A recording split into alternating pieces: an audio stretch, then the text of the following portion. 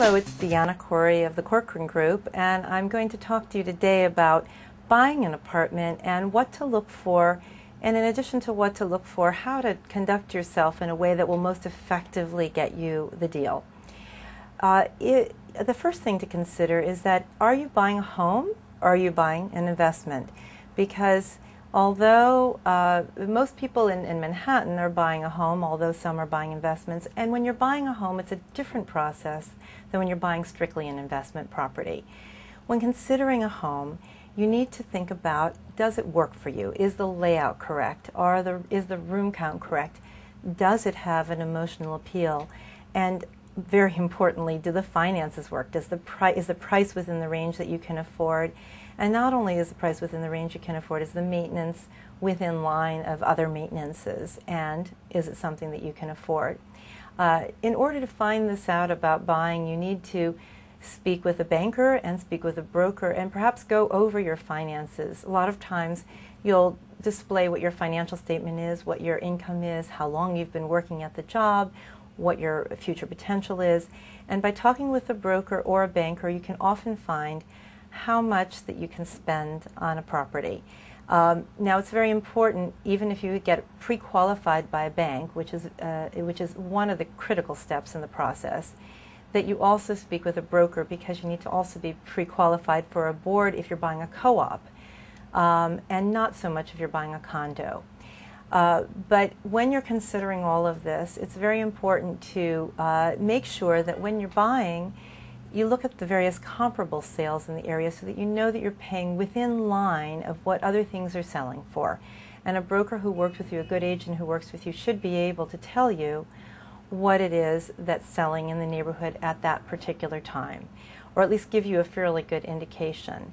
And once you've established that the price is something that you can afford and it works within the context of being proper relative value, then you go on to the negotiation process. And in the negotiation process, you need to be, in my opinion, prepared for the process. What does that mean?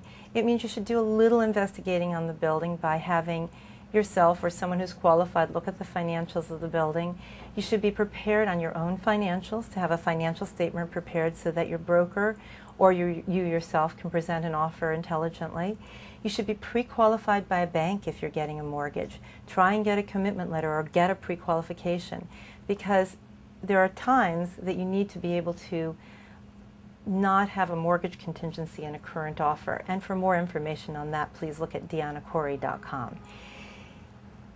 You should then be prepared to offer a price with the advice of a broker or a friend that, as long as the apartment is within range of what it should be selling for, is not so far out of the realm that the seller is insulted, as long as it's priced properly.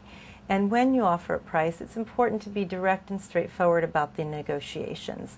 All of this is something that, if you're doing it on your own, you have to be very careful on. If you're working with a good, experienced agent, the good, experienced agent should be guiding you in this process. But again, keeping in mind the value of apartments in the neighborhood and what they've sold for in the recent past. Once you negotiate effectively, keep your commitments, do as you say in terms of timing, get your attorney information together right away, move through the process in a timely and quick way. It's the best way to assure that you're going to have a transaction take place.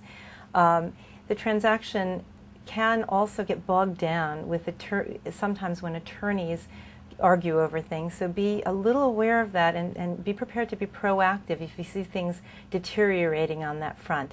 Again, a good agent can kind of gauge whether it's a squabble or something of import. So you have to be aware of those aspects of a transaction. And then, of course, there is always the possibility, until you sign a contract, that someone else can come in. So do be aware of that as you're going through the process. Now, the same thing holds true if you're buying an investment.